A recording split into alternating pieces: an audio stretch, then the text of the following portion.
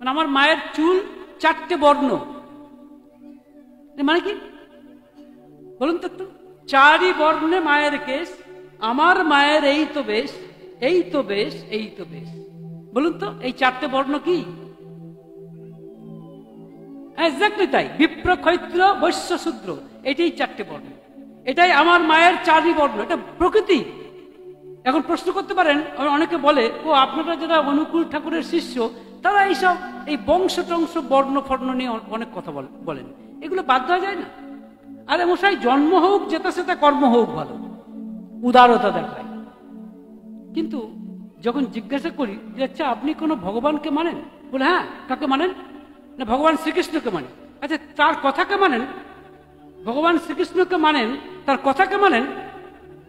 যে হ্যাঁ, কিন্তু তিনি যে গীতাতে বলেছেন চাতুর্বর্ণং ময়া সৃষ্টং গুণকর্ম বিভাগ সহ, তিনি যে বলেছেন যে এই যে 4টে বর্ণ আমি সৃষ্টি করেছি, গুণ এবং কর্মের ভিত্তিতে 4টে বর্ণ আমি সৃষ্টি, এটা কে বলেছে? কে বলেছে? ভগবান শ্রীকৃষ্ণ বলছেন। কোথায় লেখা আছে? গীতাতে লেখা আছে, আমার কথা তো নয়, কথা তো ভগবান শ্রীকৃষ্ণের। তা আপনারা মানবেন না, মানতে চাইছেন না, মানতে না পারেন, তাই বলে সত্যটা মিথ্যা হয়ে যায় না। আপনি গিভ ইট এনি নেম, নাম আলাদা দিতে পারেন, কিন্তু সত্য তাই বলে মিথ্যা হয়ে যায়। তো যাই হোক, এইভাবে ঠাকুর আমাদের বোঝাচ্ছে। এবার প্রশ্ন, আর কি লাভ ঠাকুরকে ধরে? আরেকটি বিরাট প্রাপ্তি আছে। প্রাপ্তিটি হচ্ছে সর্বোচ্চ স্তরের সদ্নাম পাওয়া। ঠাকুর যে সদ্নাম দিয়েছেন এটি সর্বোচ্চ স্তরের সদ্নাম। কারণ ঠাকুর বলছেন আমাদের যে নাম, এই নামের মধ্যে সমস্ত নামের ইনার মেকানিজম নিহিত আছে। একেবারে ঠাকুরের কথাটাই আমি কোট করছি, যা ঠাকুর বলেছেন আমি সেটাই বলছি। বলছেন আমাদের যে নাম, তার মধ্যে সব নামের ইনার মেকানিজম নিহিত আছে, সব নামের অন্তর্নিহিত মর্কজ নিহিত আছে। অর্থাৎ অনেক রকমের নাম হয়, সদ্নাম। কেউ একটা অত্যন্ত পরিচিত সদ্নামের নাম বলুন তো, অত্যন্ত পরিচিত ওম। ওমটা একটা অত্যন্ত পরিচিত সদ্নাম। এছাড়া অনেকে কৃষ্ণ নাম করে, অনেকে রামকৃষ্ণ দেব নাম করে, রামকৃষ্ণ রামকৃষ্ণ করে। এগুলো হচ্ছে কতগুলো ভাবাত্মক নাম, কতগুলো এমনি নামাত্মক। কিন্তু সমস্ত মনে রাখবেন, এই বিশ্ব ব্রহ্মাণ্ড কিন্তু শব্দ করে তৈরি হয়েছে। এটা কিন্তু শব্দ করে তৈরি হয়েছে, একটা শব্দের মাধ্যমে বিশ্ব ব্রহ্মাণ্ডের সৃষ্টি। এটা কে বলছে? এটা কে বলছে? উপনিষদ বলছে। এটা কে বলছে? শ্রী ঠাকুর অনুকূলচন্দ্র বলছে। কিন্তু এ তো ধর্মের কথা, বিজ্ঞান বলছে কি? ইয়েস অর নো বলুন। বিজ্ঞান কি এটা স্বীকার করে যে বিশ্ব ব্রহ্মাণ্ড একটা শব্দ দিয়ে তৈরি হয়েছে? ইয়েস, অবশ্যই করে। স্ট্যানলি হকিংস সব থেকে বড় বিজ্ঞানী, তিনি যিনি ব্ল্যাক হোল তৈরি করেছেন, তিনি বলছেন ইয়েস, বিশ্ব ব্রহ্মাণ্ড একটা শব্দ দিয়ে তৈরি হয়েছে। যে তত্ত্বের কি নাম? Big bang theory. কি নাম? Big bang theory. বিরাট একটা শব্দ করে এই বিশ্ব ব্রহ্মাণ্ড সৃষ্টি হয়েছে। স্ট্যানলি হকিংস বলছেন, এটা আমার কথা নয়, বিশ্বের বিজ্ঞানীরা এটা স্বীকার করে নিচ্ছে। সো সবই একটা স্পন্দন। আমি আপনি সবাই একটা শব্দ স্পন্দন। এই যে আপনি আলাদা, আমি আলাদা, তফাৎ কিন্তু একটা শব্দ তরঙ্গের, একটা মাত্র শব্দ তরঙ্গের তফাৎ, আর তাই নিয়ে এত। তো এই শব্দের আদিমতম প্রাণ প্রকৃতি এবং গুণ বৃদ্ধিত আছে এই সৎনামে, ঠাকুরের যে দেওয়া সৎনাম, সর্বোচ্চ শ্রেণীর সৎনাম। এবং বলছেন এই নাম করতে গেলে, করলে আস্তে আস্তে সমস্ত কিছু আমার কাছে রিভিলড হয়। কি করে? কারণ সূক্ষ্মে পরিণত হচ্ছে, স্থূলে পরিণত হচ্ছে। আর কি করে স্থূল সূক্ষ্মে পরিণত হচ্ছে? সবকিছু বোধের মধ্যে আসে, সবকিছু আমার জানার মধ্যে আসে। তাই এটা আপনাদের কাছে আমার অনুরোধ যে ঠাকুর অনুকূলচন্দ্রকে নিয়ে, কিন্তু এটা আমাদের বাড়তি সুবিধা যে সর্বোচ্চ স্তরের নাম আমরা পেয়েছি। তবে কেউ যদি শুধু নাম করে যান, তাহলে কি 100% রেজাল্ট পাবেন? Yes or no? Yes or no বলুন। পাবেন না। কত পার্সেন্ট সুবিধা পাবেন? 50%। আর 100% সুবিধা যদি পেতে হয় তাহলে কি করতে হবে? নামীকে স্মরণ করতে হবে। এই নাম যিনি দিয়েছেন কে? এই যে শ্রী শ্রী ঠাকুর অনুকূল চন্দ্র, তিনি হচ্ছেন নামী। কথায় আছে নাম নামী অভেদ, মানে নামীকে স্মরণ করতে হবে। অর্থাৎ যখনই আপনি নাম করছেন তখন আপনি নামীকে স্মরণ করতে হবে, তা না হলে আপনি 100% রেজাল্ট পাবেন না। কেন? খুব এটা বোঝা কিছু কঠিন নয়। এই মা কার বাচ্চা? যাই না। মা, তোমার মা কে? মা এখানে আছে কেউ? তোমার নাম কি মা?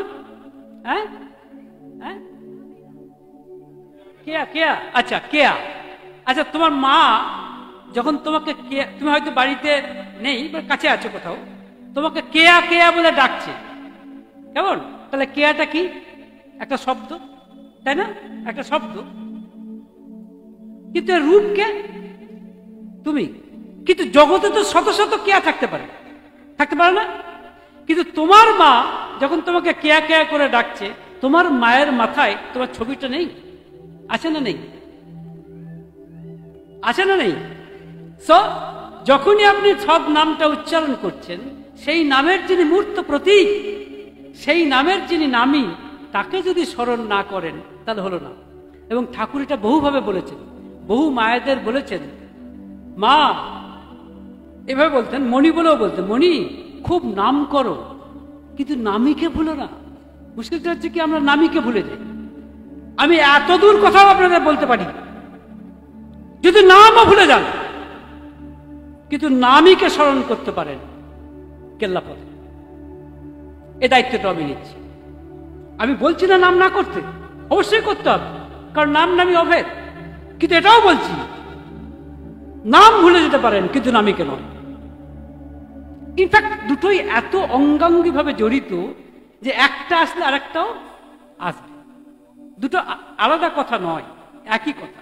এই কথাই ঠাকুর বলছেন। এবং যা কিছু করবেন, যা করবেন, সবকিছুর মধ্যে হ্যাঁ তাকে জড়িয়ে করবেন, বাস। আর কিছু দরকার নেই। দেখুন, আমাদের বৃত্তি প্রবৃত্তি আছে, আমাদের বৃত্তি প্রবৃত্তি আছে, এটা সবাই জানে।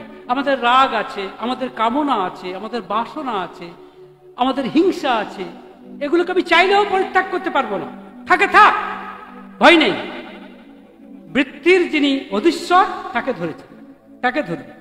এবার আপনাদের সামনে আমি একটি ঘটনা বলব, এবং ঘটনাটি বলে আপনাদের কিছু প্রশ্ন করব। দেখি তো আপনারা কতটা বুঝতে পেরেছেন ঠাকুরকে। প্রথমে ভালো করে ঘটনাটা শুনুন। ঘটনা খুব স্বাভাবিক, সাধারণ। ঠাকুরের একজন ভক্ত মা, তার নাম কালী ষষ্ঠী, বুঝতে পেরেছেন? কালী ষষ্ঠী। তার সঙ্গে ঠাকুরের একটা রঙ্গরসিকতার সম্পর্কও কিন্তু ছিল। তো কালী ষষ্ঠী মা দেওঘর, হিমায়তপুরেও ছিলেন, যেখানে ঠাকুরের জন্মস্থান, এবং পরবর্তী ক্ষেত্রে তিনি দেওঘরেও এসেছিলেন। এবং তিনি বৈশ্যের বিধবা, তার অনেকগুলি সন্তান, তার স্বামী মারা গেছে, সে আপনার কি বলে একটু ব্যবসা করে কোনো রকম চালায়। সে কিন্তু মাঝে মাঝেই ঠাকুরের কাছে আসেন, ইয়ে করেন। তো দূর থেকে আসছে, একদিনের ঘটনা বলছি। কালী ষষ্ঠী মা দূর থেকে আসছে, ঠাকুর কিন্তু দেখতে পেয়েছে। ঠাকুর ভক্ত পরিবৃত, তথাপি তিনি দেখতে পেয়েছেন। বলছেন, এই দেখেন, পয়মন্তর মানুষ এসে গেছে, দেখলি পরাণটা ঠান্ডা হয়ে যায়। ভালো করে শুনবেন কিন্তু, আমি প্রশ্ন করব। প্রশ্নটা কি, মানে ঘটনাটা কি বলছেন? মানে কালী ষষ্ঠী মা আসছেন, মানে ঠাকুরের কাছে আসছেন একটু দূর থেকে, ঠাকুর কিন্তু দেখতে পেয়েছেন। দেখে বলছেন যে, এই দেখো, পয়মন্তর মানুষ এসে গেছে, দেখলি পরাণটা ঠান্ডা হয়ে যায়। কালী ষষ্ঠী মা কিন্তু শুনতে পেয়েছেন। শুনে তিনি আস্তে আস্তে এসে কিন্তু ঠাকুরের কাছে এসে বসে বলছেন, যার কাছে এলে সবার পরাণ ঠান্ডা হয়, তার কাছেই তো মানুষ আসে। আমিও তো আপনার কাছে এসেছি পরাণটা ঠান্ডা করার জন্যই। সংসারের যে জ্বালা ঠাকুর, শুনেছেন কি বলছেন? যে যার কাছে এলে সবার পরাণ ঠান্ডা হয়, তার কাছেই তো মানুষ আসে। আপনারা তো এসছেন, তাই সংসারের জ্বালা তো কম নয়, তবু তো কিছুক্ষণের জন্য এসেছেন প্রভুর কাছে। তাই বলছেন যে যে যার কাছে এলে সবার পরাণ ঠান্ডা হয়, তার কাছেই তো মানুষ আসে। আমিও তো এসেছি ওই জন্যই, সংসারের যে জ্বালা ঠাকুর। ঠাকুর বলছেন আমি তো সারা সারা দিনমান কালী ষষ্ঠী বলে হাপিত্তেশ করে বসে থাকি। কালী ষষ্ঠীর কি আর এত সময় আছে যে সে আমার কাছে এসে বসে? তার কত কাজ। কি বলেন? বলছেন আমি তো সারা দিনমান কালী ষষ্ঠী বলে হাপিত্তেশ করে বসে থাকি। কালী ষষ্ঠীর কি আর এত সময় আছে যে সে আমার কাছে এসে বসে? তার কত কাজ। কালী ষষ্ঠী মা বলছেন সত্যি ঠাকুর, এত লোককে সংসারে খুশি করতে চাই, এত করেও না কাউকেই খুশি করতে পারি না। ঠাকুর বলছেন একজনকে খুশি করতে না পারলি কি জনে জনে খুশি করা যায় কালী ষষ্ঠী? কি বলছেন? একজনকে খুশি করতে না পারলি কি জনে জনে খুশি করতে পারা যায় কালী ষষ্ঠী? আমি তো দেখি কালী ষষ্ঠী ছাওয়াল পাওয়াল নিয়ে ব্যস্ত। তখন কালী ষষ্ঠী মা বলছেন ঠাকুর শুনেছিও কত আপনার কাছে, কিন্তু কি মুশকিল জানেন, আমরা যে সংসারী জীব, সংসারের মায়া কিছুতেই কাটাতে পারি না। ঠাকুর বলছেন দেখ কালী ষষ্ঠী, তোরে আমি সংসারের মায়া কাটাতে কই না, সংসার কর কিন্তু খুঁটি ধরে ঘর, না হলে কোথায় যে ছিটকে যাবি তার ঠিকানা পাবি। So this is the incident. এইটা হচ্ছে ঘটনা। ভালো করে শুনেছেন নিশ্চয়ই। এবার দেখুন তো এই ঘটনাকে যদি আমরা আস্তে আস্তে এগিয়ে যাই, যে আধ্যাত্মিকতার কোন সীমানায় আমরা গিয়ে পৌঁছতে পারি। মনে রাখবেন যখন পুরুষোত্তম আসেন তখন একটা স্পিরিচুয়াল লিবারালাইজেশন হয়, মানে হচ্ছে আধ্যাত্মিকতার একটা মুক্ত বাতাস বইতে থাকে। যারা অধিকারী নয় তারাও অধিকার পায়, যারা ঈশ্বরের কাছে আসার অধিকারী নয় তারাও অধিকার পায়। তো ঠাকুর আধ্যাত্মিকতাকে, ঈশ্বরকে, ভগবানকে, ধর্মকে সহজভাবে বুঝিয়ে দিয়েছে। এই ঘটনা তার প্রমাণ।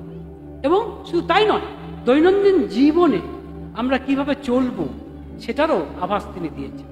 ফার্স্ট প্রশ্ন আপনাদের কাছে, এই যে ঠাকুর কালী ষষ্ঠী মাকে দেখে বললেন এই দেখো পয়মন্তর মানুষ এসে গেছে, দেখলি পরাণটা ঠান্ডা হইয়া যায়। আচ্ছা এই কথা বলার কি কোনো প্রয়োজন আছে? Yes or no?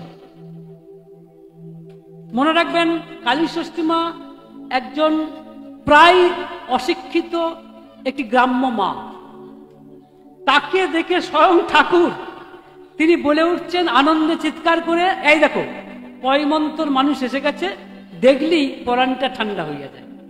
My first question is, এই যে ঠাকুর এই কথাটা বললেন এর থেকে কিছু শেখার আছে? Yes or no? আছে? কি আছে বলুন তো, কি আছে? যেভাবে আমি বুঝেছি আমি সেটা বলছি। আমার বোধ, আমার বুঝ ভুল হতে পারে, কিন্তু আমার বোধ থেকে আমি বলছি। যেটুকু ঠাকুরের দর্শন আমি বুঝতে পেরেছি সেটা কি? ফার্স্ট কথা হচ্ছে যে মানুষকে একটা ওয়ার্ম রিসেপশন দিতে হয়। মানুষ আপনার বাড়িতে এলে যেন একটা উষ্ণ অভ্যর্থনা পায়, একটা ওয়ার্ম রিসেপশন পায়, সে যেন মনে করে যে আপনার লোকের কাছে এসেছে। কিন্তু বাস্তবে কি হয় দেখবেন, আমরা কেউ বিশেষ করে যদি তেমন দরের লোক না হয় তাহলে আমরা কেউ এলে খুব খুশি হই না, কিন্তু কখন চলে যায় তাই ভাবে, ইজন্ট ইট? তাই না? কিন্তু ঠাকুরের কাছে কেউ ছোট নয়।